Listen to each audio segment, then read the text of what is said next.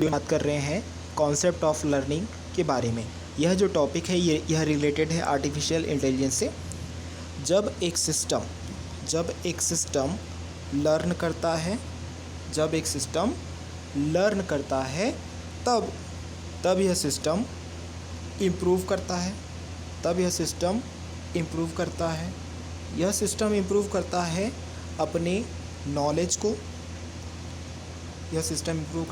Knowledge को, या फिर अपनी एबिलिटी को। सिस्टम इम्प्रूव करता है अपने नॉलेज को या एबिलिटी को। क्यों इम्प्रूव करता है? इम्प्रूव इसलिए करता है ताकि ये परफॉर्म कर सके वन और मोर टास्क।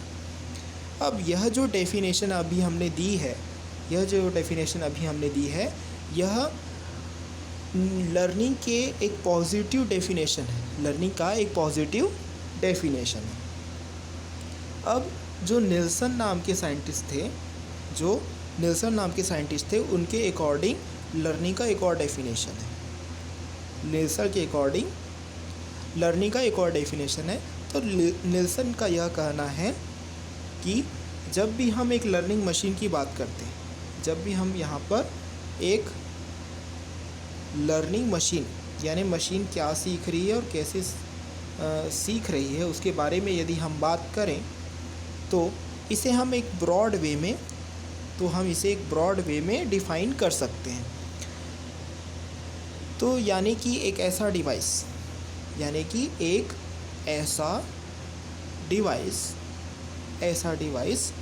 जिसके एक्शंस इन्फ्लुएंस्ड होते हैं। अब ये जो एक्शन होंगे ये कैसे इन्फ्लुएंस्ड होंगे? बाय द पास्ट एक्सपीरियंस से इन्फ्लुएंस होंगे किसी भी मशीन के एक्शंस। तो यह जो डेफिनेशन है यह एक न्यूट्रल डेफिनेशन है। क्यों न्यूट्रल डेफिनेशन है?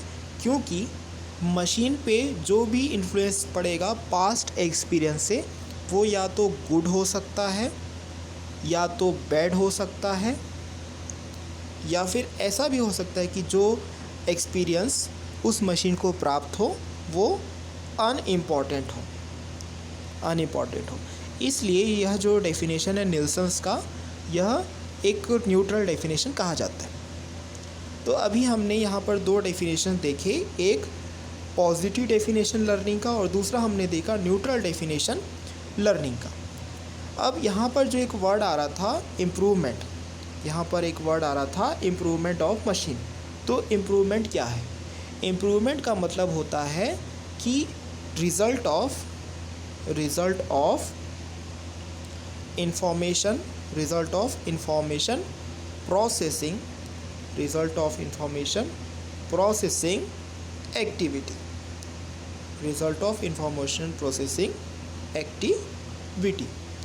अब इम्प्रूवमेंट से क्या होता है? एक रिज़ल्ट आता है इंफॉर्मेशन प्रोसेसिंग एक्टिविटी का। अब यह इम्प्रूवमेंट के क्या हो सकते हैं? बहुत सारे अलग अलग फॉर्म्स हो सकते हैं। जैसे कि या तो नॉलेज बेस का जो साइज है वो क्या हो जाए? एनलार्ज हो जाए। दूसरा ये भी हो सकता है, जो हमेशा ज़रूरी नहीं है कि एनलार्ज हो जाए, कभी कभी क्या हो सकता है? रिडक्शन भी हो सकता है। अब रिडक्शन किस में होगा? रिडक्शन नॉलेज बेस के साइज में भी हो सकता है। अब यह कैसे होगा? अब यह जो रिडक्शन है वो कैसे होगा? हमने कहा तो दिया कि रिडक्शन होगा नॉलेज बेस के साइज में। यह कैसे होगा? Through a refinement of existing knowledge, through the refinement of existing knowledge। Existing knowledge की रिफाइनमेंट से क्या होगा, जो नॉलेज बेस का साइज होगा वो क्या हो जाएगा, छोटा हो जाएगा। तो ये जो हुए दो फॉर्म हो गए। अब क्या होता है कि यदि हम किसी प्रॉब्लम के फास्टर सॉल्यूशन को देखें, यदि हम किसी प्रॉब्लम के फास्टर सॉल्यूशन को देखें तो यह किसके थ्रू अचीव होगा, ये अचीव होगा through the acquisition of heuristic function, या फिर इसके लिए हम क्या करते हैं, इसके लिए हम रीऑर्डर कर देते हैं सर्च अल्टरनेटिव्स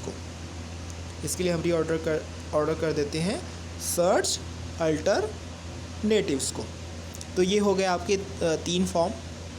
चौथा जो फॉर्म होता है इम्प्रूवमेंट का वो ये होता है कि हम रिडक्शन कर दें, हम क्या कर दें, अगेन रिडक्शन कर दें। किस में रिडक्शन कर दें, स्पेस में। अब यह जो यदि हम स्पेस में रिडक्शन की बात बोल रहे हैं तो ये वो रिक्वायर्ड स्पेस है जो किसी भी प्रॉब्लम को सॉल्व करने के काम आएगा। तो ये हम कैसे करेंगे, इसके लिए हम एलिमिनेट करेंगे। क्या करेंगे, एलिमिनेट करेंगे। किसे एलिमिनेट करेंगे, सुपरफ्लूअस डेटा को। इसके लिए हम सुपरफ्लूअस डेटा को क्या करेंगे, एलिमिनेट करेंगे। तो ये एक चौथे तरह का इम्प्रूवमेंट हो गया। इसके अलावा जो एक और इम्प्रूवमेंट होता है, जो 5वें नंबर का इम्प्रूवमेंट होता है, उसमें क्या किया जाता है, improvement of the quality of solution, यानी कि सॉल्यूशन की जो क्वालिटी रहती है उन्हें इम्प्रूव किया जाता है। तो ये 5वें तरह का हो गया। अब जो क्वालिटी ऑफ सॉल्यूशन यदि हम इम्प्रूव कर रहे हैं तो इसी को हम दूसरे वर्ड में यह कह सकते हैं कि हम इंक्रीज़ करेंगे। इसका मतलब क्या करेंगे, हम इंक्रीज़ करेंगे। किस में इंक्रीज़ करेंगे, क्लास ऑफ सेट या फिर क्लास ऑफ प्रॉब्लम्स पे को क्या करेंगे, हम इंक्रीज़ कर देंगे, जिनको कि सिस्टम सॉल्व कर सकता है। अब यहाँ पर जो हमने इम्प्रूवमेंट के इतने सारे टाइप्स बताए, वो क्यों बताए, क्योंकि इम्प्रूवमेंट जो है most commonly sort of increase होता है। किस में होता है इंक्रीज़, परफॉर्मेंस पे इंक्रीज़ होता है। अब अभी तक जो हमने देखा उसमें हमने यह देखा कि लर्न क्या है, इम्प्रूवमेंट क्या है। लर्निंग जो है, लर्निंग कई तरीक़ों से हो सकता है, लर्निंग बहुत सारे तरीक़ों से हो सकता है। अब ये जितने भी तरीके होते हैं लर्निंग के, वो स्पैन करते हैं एक स्पेक्ट्रम को, जो कि स्टार्ट होता है उनसे जहाँ पे सिस्टम प्ले करता है एक पैसिव रोल, सिर्फ प्ले करता है और एंड हो जाता है वहाँ पर हो जाता है, क्योंकि सिस्टम जो होता है वो होता है सेल्फ सफिशिएंट होता है, यानी कि ऐसा सिस्टम जो खुद एक पैसिव रोल प्ले करे और उसी रोल के साथ वो एंड हो जाए, ऐसे सिस्टम को हम बोलेंगे the system is self sufficient for learning.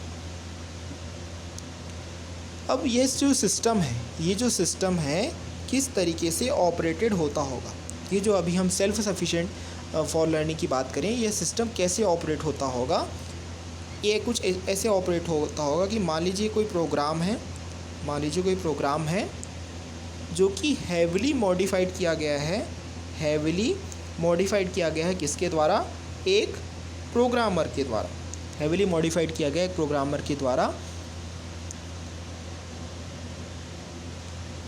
और इसका जो बिहेवियर है, और इसका बिहेवियर जो है वो चेंज हो रहा है, इसका बिहेवियर जो है वो चेंज हो रहा है, यानी कि प्रोग्राम का जो बिहेवियर है वो चेंज हो रहा है रेडिकली। प्रोग्राम का जो बिहेवियर है वो रेडिकली चेंज हो रहा है।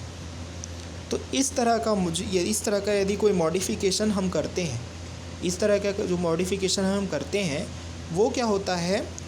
ब्रेन वॉशिंग हो जाता है, लगभग ब्रेन वॉशिंग की तरह हो जाता है, ब्रेन वॉशिंग की तरह हो जाता है।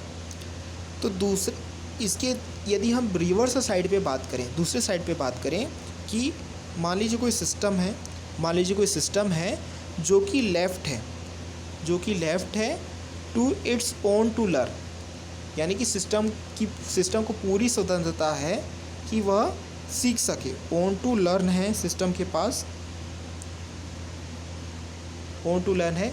अब यह लर्न कैसे होता है? एक सिस्टम चीज़ों को कैसे सीखेगा? सिस्टम ऐसे सीखेगा कि वो क्या करेगा? एक्सप्लोर करेगा। सिस्टम क्या करेगा? अपने आप में खुद एक्सप्लोर करेगा। कहाँ पे एक्सप्लोर करेगा? स्पेस ऑफ कॉन्सेप्ट्स में, स्पेस ऑफ कॉन्सेप्ट्स में, या फिर इन्वायरमेंट में, जिसे को हम बोलते हैं इन्वायरमेंट में क्या करेगा? एक्सप्लोर करेगा। एक बच्चे की तरह, किन बच्चे की तरह? एकदम केजी वाले बच्चों की तरह, जिसे हम कहते हैं कि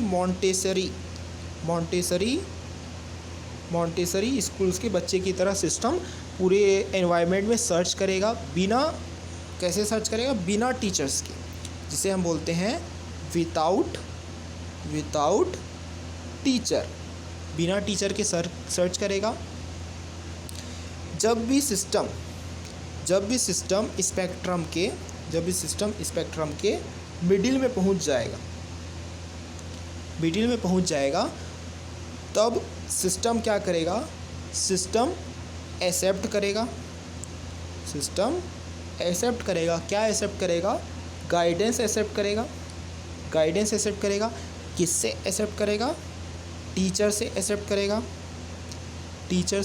करेगा। या फिर इसका दूसरा तरीका क्या है कि सिस्टम ऐसी एक्टिविटी में हिस्सा लेगा जिससे उसे नॉलेज मिलेगी, जिससे सिस्टम को नॉलेज मिलेगी। अब इस चीज़ों को हम एक स्लाइटली फॉर्मल डेफिनेशन पे जाते हैं। अब हम थोड़ी सी और फॉर्मल डेफिनेशन पे जाते हैं लर्निंग के। तो यहाँ पर हम सबसे पहले ये एज्यूम कर रहे हैं कि P क्या है? P एक इंफॉर्मेशन प्रोसेसिंग सिस्टम है। हम क्या एज्यूम कर रहे हैं कि P एक इंफॉर्मेशन प्रोसेसिंग सिस्टम है। इसके बाद हम जो सेकंड वेरिएबल एज्यूम कर रहे हैं वो हम एज्यूम कर रहे हैं M। हम क्या एज्यूम कर रहे हैं नेक्स्ट? M। अब M क्या है? M एक ऐसा फंक्शन है, M क्या है? M एक ऐसा फंक्शन है जो क्या करेगा? मेज़र करेगा। M एक ऐसा फंक्शन है जो मेज़र करेगा। किसे मेज़र करेगा? Merit of peace computation, P के कंप्यूटेशन को या फिर P के स्टेट को मेज़र करने का काम कौन करेगा? वो काम करेगा M। तो हम यह कह सकते हैं कि P जो है लर्न करेगा। किसके रिस्पेक्ट में लर्न करेगा? रिस्पेक्ट टू M पे लर्न करेगा। किस समय पे लर्न करेगा? वो समय कहलाएगा पीरियड, जो कि हो सकता है T1 T2, हो सकता है।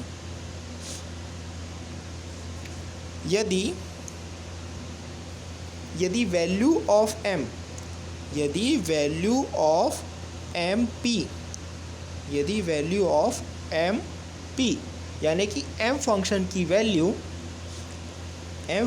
Value information processing system p के लिए, m फंक्शन की value information processing system p के लिए किसी टाइम t2 पे ग्रेटर देन है, किसी टाइम t2 पे ग्रेटर देन है किसके वैल्यू के, mp एट टाइम t1 के। Suppose mp at time t1 के ग्रेटर देन है, तब यहाँ पर जो चेंज होगा, तो यहाँ पर जो भी चेंज होगा t1 और t2 टाइम में mp के वैल्यू में जो चेंज होगा वो कहलाएगा p का प्रोसेसिंग,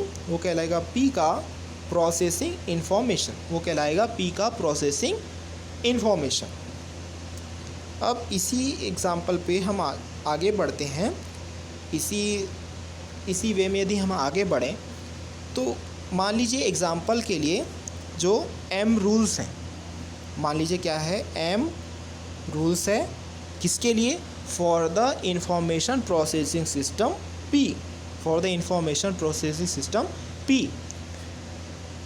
यानी कि P के लिए कुछ नंबर ऑफ क्या है, प्रोडक्शन रूल्स हैं।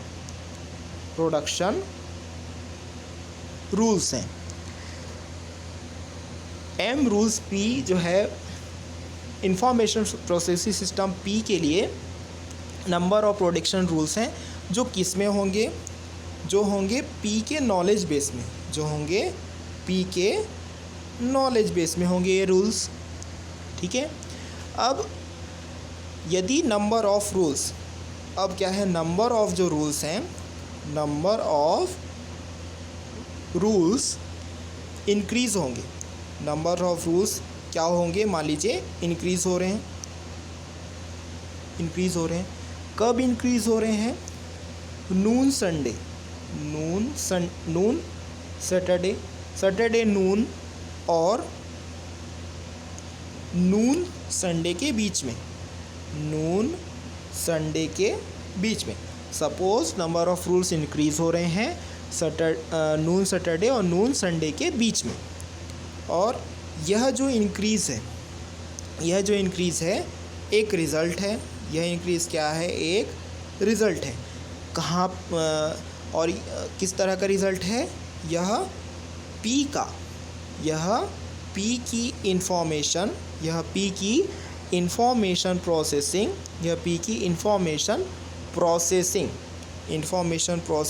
एक्टिविटी का रिज़ल्ट है।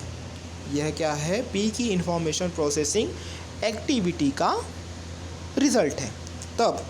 तब हम यह कह सकते हैं कि जो P है वो लर्न करेगा, P जो है वो लर्न करेगा with respect to m rules. P जो है m रूल्स के रिस्पेक्ट में लर्न करेगा ओवर दिस पीरियड।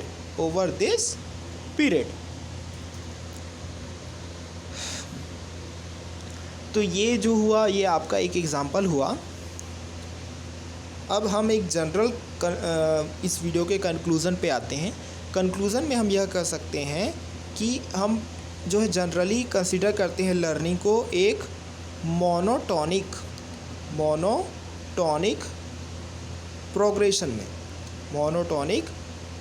में, जो कि हो सकता है एक इंटेलेक्चुअल लेवल में, या फिर स्किल लेवल्स में हो सकता है। फिर भी जो कॉमन हम यह कभी यह भूल जाते हैं कि इसमें कुछ अनलर्निंग प्रोसेसेस भी हो सकते हैं, और लर्निंग प्रोसेस भी हो सकते हैं जो एंथिसिस ऑफ प्रोग्रेस में एंथिसिस ऑफ प्रोग्रेस में अपीयर हो सकते हैं। लेकिन हमें इस बात को ध्यान में रखना चाहिए कि यदि बहुत सारे मैरिड फंक्शन हैं, यदि सपोज़ बहुत सारे मैरिड फंक्शन हैं जो एप्लीकेबल होंगे, जो कि एप्लीकेबल हो सकते हैं एक सिंगल सिस्टम पे, और जैसे जैसे सिस्टम में चेंजेस होंगे तो कुछ एस्पेक्ट्स क्या हो सकते हैं, डिग्रेड हो सकते हैं। कुछ एस्पेक्ट्स क्या हो सकते हैं, डिग्रेड हो सकते हैं, या फिर हम कुछ एस्पेक्ट्स में क्या हो सकता है, डिक्रीज हो सकता है।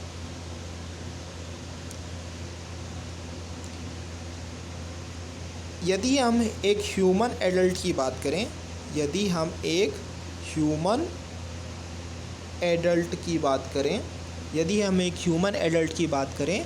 तो एक ह्यूमन एडल्ट को क्या करना पड़ता है, एक्वायर करना पड़ता है